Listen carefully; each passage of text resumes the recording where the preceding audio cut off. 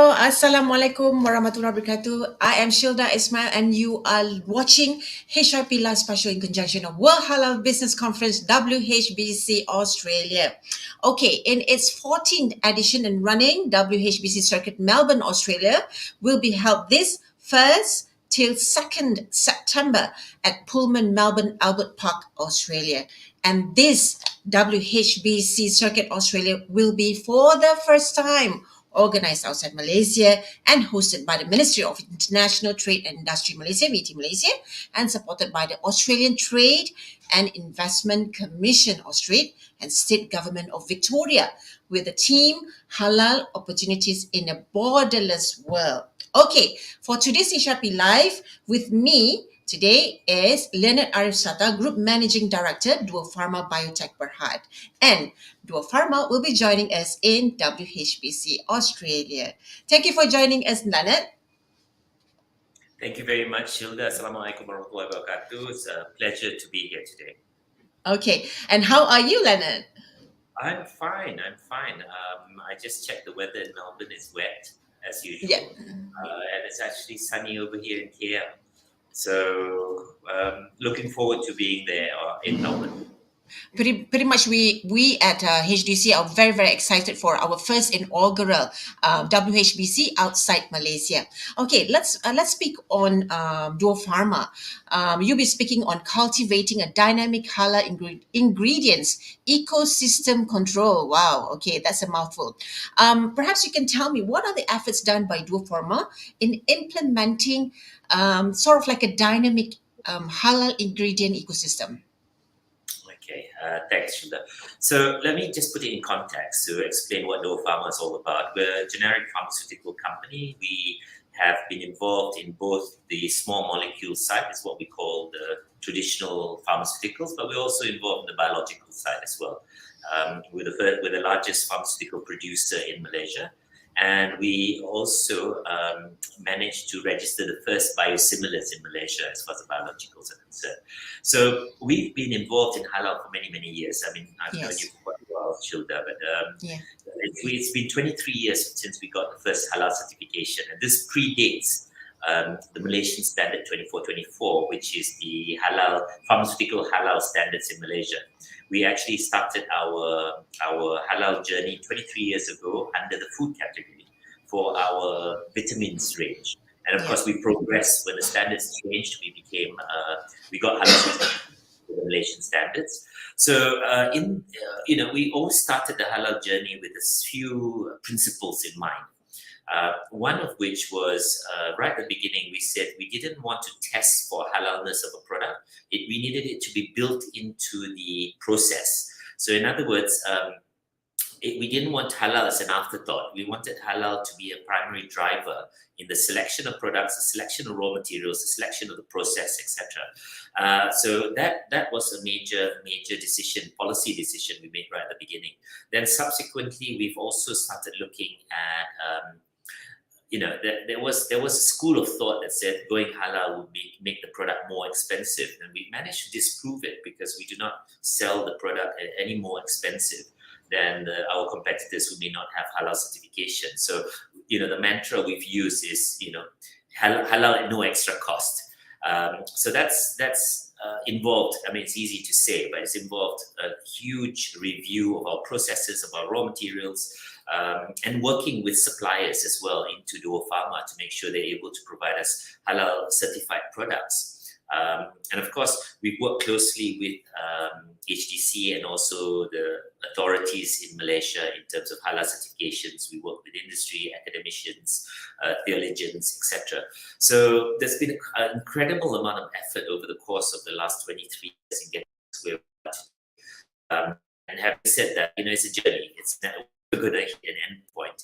So we continue learning, we continue understanding, and I think more importantly, and this is probably what WHBC is all about, we continue sharing as well, because we need to demystify halal, especially for people not of the Islamic faith, as to what does halal mean, what are the concepts, etc. Because for us in pharmaceutical, getting halal certified was actually, there are two parts to halal, the halal and toyiban side. And you'd be surprised when we went into this, how much we found that the toyiban side under halal certification was very similar to GMP, good manufacturing practice.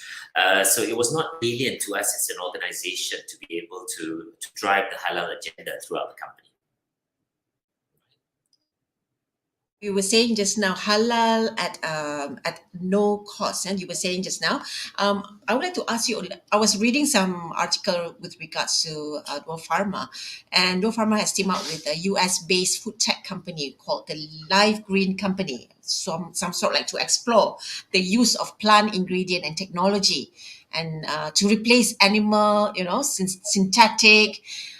Is this part of the ongoing collaboration to reduce costs, or is Duopharma going forward with a plant-based pharmaceutical product as part of core halal ingredient? Okay, good question, Shilda. I think it's most people get confused. It's actually pronounced Live Green. Okay, Live Green. Yeah, this is an interesting company because we came across them in our discussion with a major funder of the company based out of Boston, the US. Okay. And this is part of our sustainability journey. We actually in Duopharma treat halal as part of our sustainability journey. In fact, we've set up a board committee that oversees halal within the organization. So the platform of halal extends all the way to the board. So, but having said that, when we look at sustainability, one of the, we're looking at our carbon footprint in Malaysia. And we were focusing very much, when we talk about ESG, we were focusing very much on the environmental side. And we were looking inwardsly about what sort of carbon footprint do we as a business leave. One of the issues that we realized is that if we are going to develop any sort of product moving forward, and one of our pillars is accessibility, we needed to make sure our products were accessible not just for the Muslim population, but for everybody. And one of the issues we had was in terms of ultra-processed materials that we were using. Was there an avenue where we could replace some of these materials with a plant-based alternatives as opposed to animal or synthetic or ultra-processed in order to make our products slightly healthier? That was one dimension. The other dimension was we do believe that there's a huge amount of interest at the moment in sustainable production as well. And our consumer healthcare business has also been looking at, obviously being a pharmaceutical company, we're very familiar with certain diseases because we supply pharmaceuticals there. But we noticed there are gaps in the market. And one of the gaps that we found was in functional foods. If you are diabetic, you have certain limitations. And we were wondering whether plant-based alternative foods would be, or plant-only foods, would be something that would be safe for the same profile of patients that are already consuming Duopharma products. So Live Green came across our table and we were looking at it very closely. We had multiple meetings, and they have developed an AI-enabled platform called Charaka, which effectively has almost 25,000 plant characteristics built into it. So we give them a chemical entity, let's say a coloring that we're using that's synthetic. They will then look at the properties that we want, enter into their database, and they'll be able to give us alternatives that can be used to replace those items. We didn't do it from a cost perspective. I think we did it more from a social economic perspective, that our role as a pharmaceutical producer is to make sure our food is as accessible as possible, that we don't exclude anybody in our supply. And we think that plant-based alternatives, whether it's a functional food or as a replacement for some of the traditional raw materials we have, is one small step towards being more sustainable. I see. Okay. So the collaboration and the MOU is ongoing, Leonard? Yes, it is. And what is ongoing. are we expecting any launch of products, new products, innovation, etc.? Yeah, not so soon. I think you'll probably find on the functional food side will be earlier rather than the pharmaceutical side. obviously the governance process around the pharmaceutical raw materials is slightly more intensive. So that might take 2 to 3 years before we're able to achieve something. But definitely in the functional food side, there are certain products that Live Green has already developed on behalf of other parties, which they think they can also develop for us. But I think where we're coming from is to tell Live Green, explore what is available in Malaysia from a plant basis, which may be different from something in South America, North America, or Europe. So the value add will come from the ability to develop plant-based or plant-only functional food that is actually developed from locally available agricultural products. That is the from sourcing from Malaysia and also in Asian countries. Okay, all right. That's right. That's ultimately the plan, because we want it to be sustainable. Obviously, we don't want to create a carbon footprint in importing more raw materials from overseas, and we can encourage the local agricultural industry to produce certain products. And of course, we still have a way to go, because we still need the ecosystem to process that before we can use it. But Live Green has successfully worked with food companies overseas in terms of developing formulations against taste profiles for that particular market. Okay, all right. Speaking on halal from pharmaceutical, how do you see this statement in the post-COVID era? What are your opinions to this in terms of business and supplies and demands and consumer needs? Are people, increasing demands, or how does you see the dynamics now? Okay. I mean, the dynamics has actually been quite interesting, because, there was no playbook in terms of how do you manage a pandemic. And there's no playbook to tell you how do you manage coming out of a pandemic. We see demand for air travel higher than what was originally anticipated. And of course, recently in Malaysia, we've had issues about pharmaceutical availability as well, because a lot of the forecast that was done last year for first and second quarter this year, and demand has actually gone much higher than originally anticipated. So there is an adjustment period, not only for the importers of pharmaceuticals, but also for domestic players, to make sure we can gear up fast enough to be able to cater for demand. The interesting thing about what happened during the pandemic is people were more sensitized in terms of their immunity. So we saw a huge increase in immunity boosting products, the demand for immunity boosting products like vitamin C. Now, Duopharma is already the largest supplier of vitamin C in the Malaysian market, so we benefited from that. But what a lot of people didn't realize is that during the same period where we were all masking up and taking vitamin C, the cough and cold market actually crashed in Malaysia. There was hardly, those companies that were selling primarily cough and cold medications actually suffered. Even our data on our own product, we saw cough and cold come really down really low. Now, if you look back in the last 3 months, suddenly people are masking up less. Yeah. They're probably not looking after their hygiene as much as they were during the period of the pandemic. They're not taking as immunity boosting products. So suddenly, the cough and cold market that tanked in 2020 and 2021 has suddenly shot up tremendously. And that also explains why the shortages have occurred. So post-pandemic, I think there's various learnings that we as a manufacturer can see. How sensitive the business is for, I'm hoping somebody will actually do a case study on it, because self-hygiene, wearing of masks, etc., as a normal course of events will help to reduce some of the needs for some of these medications. Okay.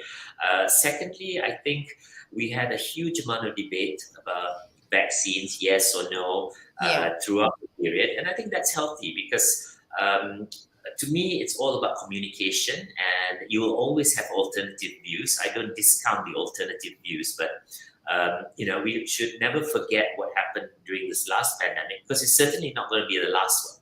So I'm hoping that as we move forward, we've learned from the lessons of the previous pandemic, and that we are able to use those lessons for the next time that we have to face the pandemic.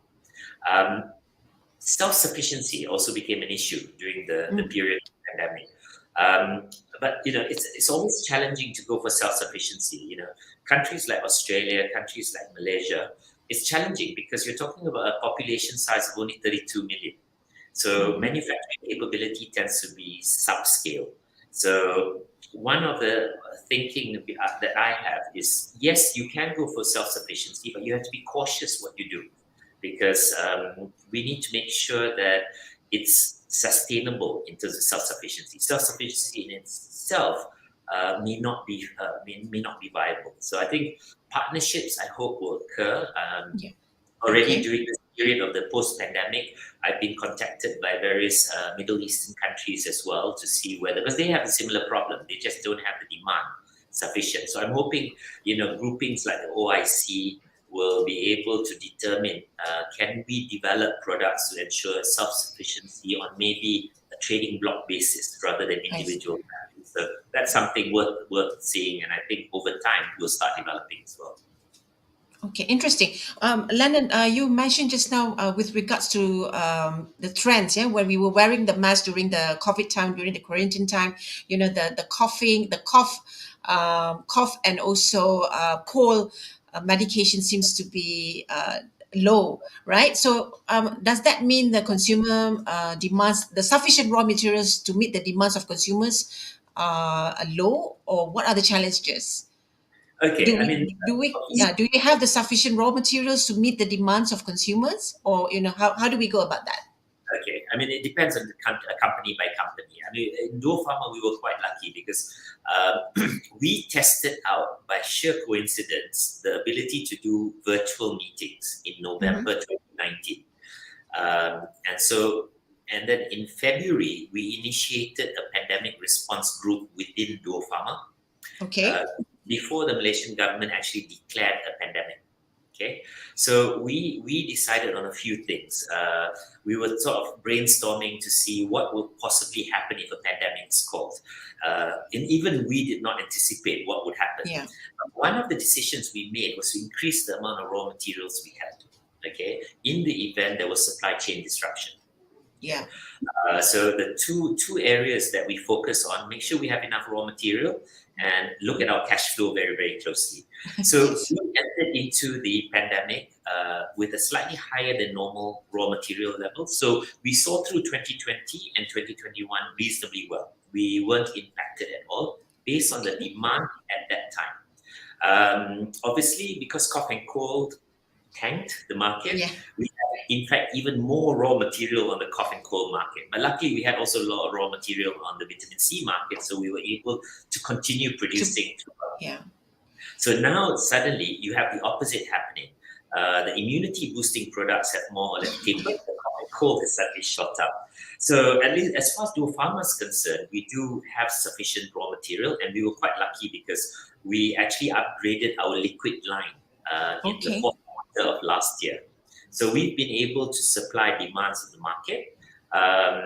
There are certain products where we've had to prioritize because we're also a supplier into the public healthcare system. So we do tend to prioritize the public healthcare system mainly because we have contracts that we have to meet. But the private sector, I think the issue about insufficient products available in the market, I think is totally transient. My expectation is by next month, everybody would have forgotten that there was that short period of shortage. In fact, I don't even read it in the news anymore. Me too.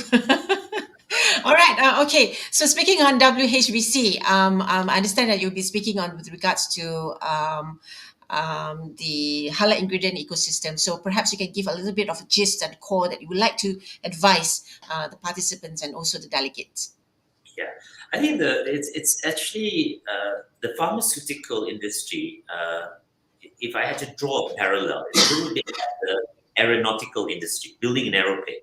Standards are very, very high, and you have multiple suppliers from around the world in order to make your final product. Okay, that's what the pharmaceutical business is like. So we rely heavily on a lot of companies in terms of, so when you punch a blister pack and you see a tablet, all you see is a tablet. But in that tablet, you've got a coating, you've got the active material, you've got the excipients, you've got fillers, you've got all sorts of things that go into that. And then on top of that, you've got the regulatory side in terms of making sure that the product is safe for human consumption. So I think we are coming to a stage where, as I said earlier, self-sufficiency on a per country basis may not be viable because of the size of your population, but we need to look at it from possibly a more regional standpoint. And in that sense, having the WHBC in Australia is interesting because I see Australia having the proximity to ASEAN countries, where we probably have on the agenda of the ASEAN meetings, or when we have the ASEAN +1, +2, +3, where we can develop an ecosystem of supply of raw materials that could be absorbed by our region. Because outside of Indonesia and possibly Thailand and Vietnam and Philippines, which have large population base, the rest of ASEAN actually has very small population base. So in itself, these individual countries are not going to be able to develop an ecosystem of raw materials, etc. But collectively, it's actually quite a sizable block. And at the end of the day, when it comes to providing material, my advice to most manufacturers, and I've said this in other talks I've given, is when you start developing, when you want to open up a factory for raw material, you need to, at the beginning, think about your consumer. Okay. You have to understand that the Muslim consumer will insist on halal material. And it's not that difficult as long as you build it into your process before you build your prep factory and decide on your process. But if you try to go for halal post facto, then the problems start. Because I think I say the same things to universities who do a lot of R&D as well. I said, build in the understanding of who your ultimate consumer is, be it Muslim, be it Hindu, or whatever. Try to make sure that you put these requirements early. So I'm hoping that the message I'll communicate when I speak in Australia is do not leave halal as an afterthought. Yeah. It's a huge market. You need to understand and appreciate that this will be a key requirement by the Muslim population, not only in Malaysia or Indonesia or Singapore, but globally. So do take that into consideration because you take a lot of other things into consideration. But I notice halal seems to be bottom of the list. And I'm trying to pass the message, let's get it higher on the list and making sure people are sensitized, which is why I participate in a lot of these talks, because the whole intention is to sensitize as many people as possible so we don't repeat the mistakes of the past. Speaking on afterthought, all right, we've been chit-chatting for almost 24 minutes. Leonard, speaking on WHBC, do you think we should be replicating this organization to other countries, and which country or which region would you advise next? Okay, the short answer to a complicated question is yes. The reason I say that is I think there's a lot of misconception about halal. I was at dinner only 2 nights ago with a Caucasian gentleman who'd been in Malaysia for the last 15 years and still had a lot of misconceptions about halal. So I've always believed that communicate, so that you address and take questions, willingly take questions. And if you don't know, just say you don't know. But having said that, I think the concept of halal is not that complicated. It's being made complicated by people who don't quite understand the concept and understand the principles behind it. So I think the more we communicate, the better.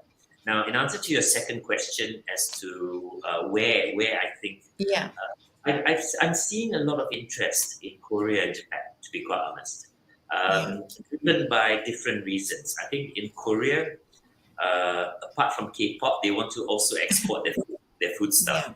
And there's a huge push in Korea to try to get their food by companies like Calbee and a few other companies. And there's a huge amount of interest from Korea in terms of the concept of the halal. And more importantly, they're very receptive to it.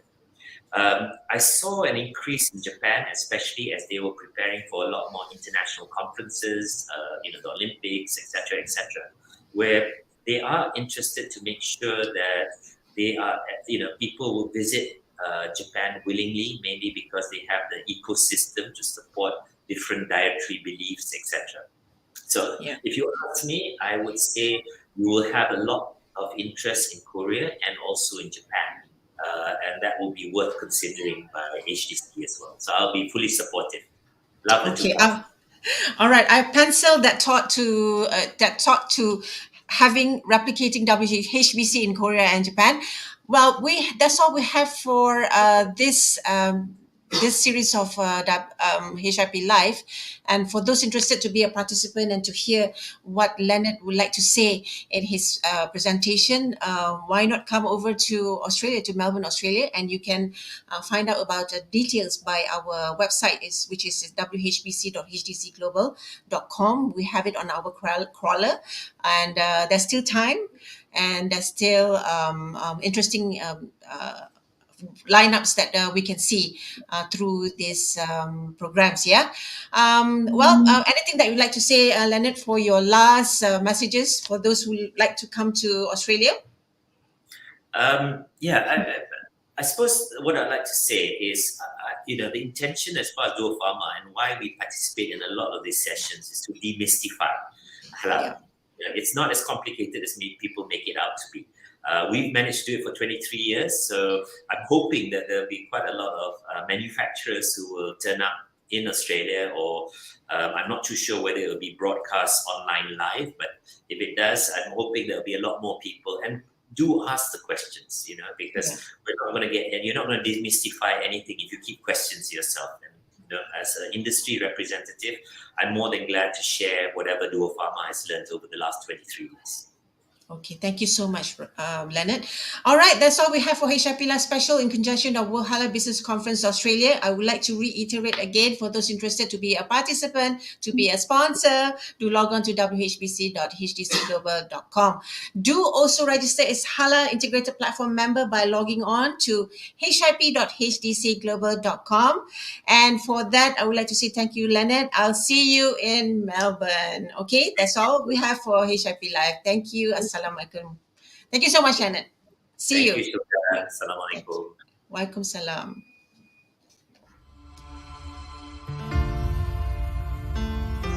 The whole world has been brought to its knees from the rapid and destructive spread of pandemic.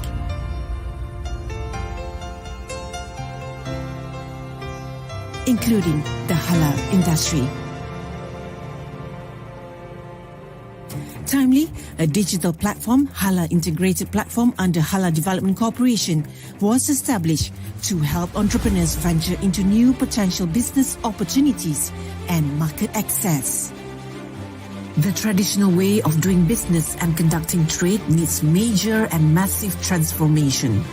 The halal industry needs a revolution and a holistic approach to bring a comprehensive solution founded on an ecosystem. HIP came about when we identified that the halal industry at the moment is actually clustered. There's a lot of initiative in halal industry, but it's not unified into one single ecosystem. So, having that realization, HDC established HIP so that we can host everyone, all the players, from business owner, government agency, financial institution, service provider, consumer, and halal professional into one ecosystem in one platform. As at November 2021, more than 4,000 members and 20 strategic partners signed up. Imagine a train with each carriage representing all elements of industry into one digital platform. Whoever that want to be part of the halal industry will have this access whereby they can pick and choose what they need in the halal industry through HIP. HDC's HIP will be the game changer to drive halal exports, facilitating companies looking to grow their business capability and capacity to partake in the USD 3 trillion global halal market. What may have been challenging for local products to be marketed internationally in the past is now feasible. HIP provides various facilities for SMEs to enjoy: financial, market access, branding, mentoring, and networking. An enabling SMEs to expand their business capability and to be part of global halal industry ecosystem. Newly launched on 9th September, HIP has shown traction.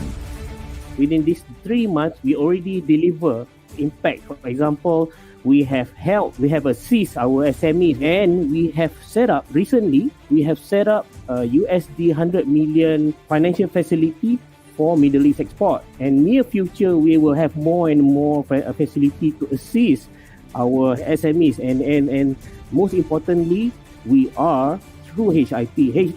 Through HIP, we are using HIP to help Malaysia to regain back our economy through halal industry.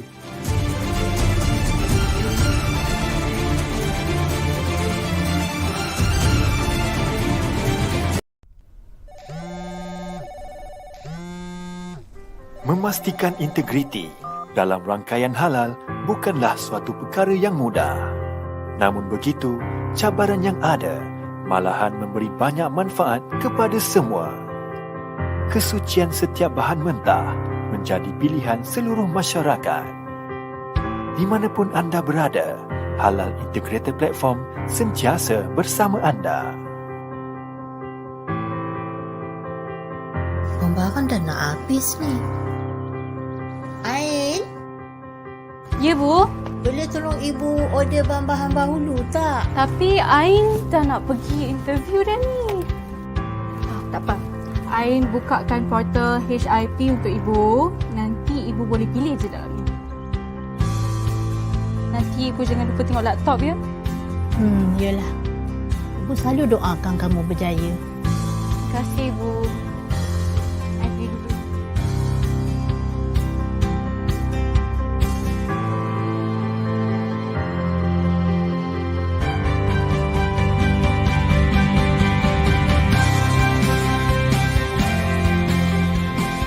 Segala akses untuk hub halal hanya di hujung jari anda.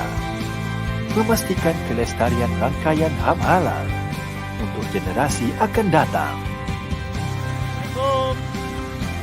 Waalaikumsalam. Barang ni. Cepat dia sampai. Segalanya pantas tanpa batasan.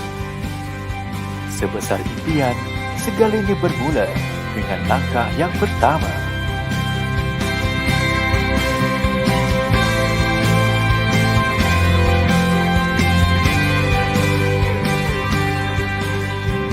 Terukai integrasi tanpa sempadan dan berpeluang temui rakan niaga baru.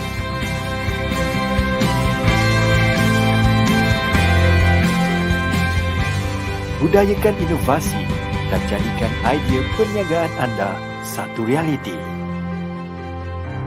Lakar kejayaan, catat peningkatan perniagaan melalui HIP.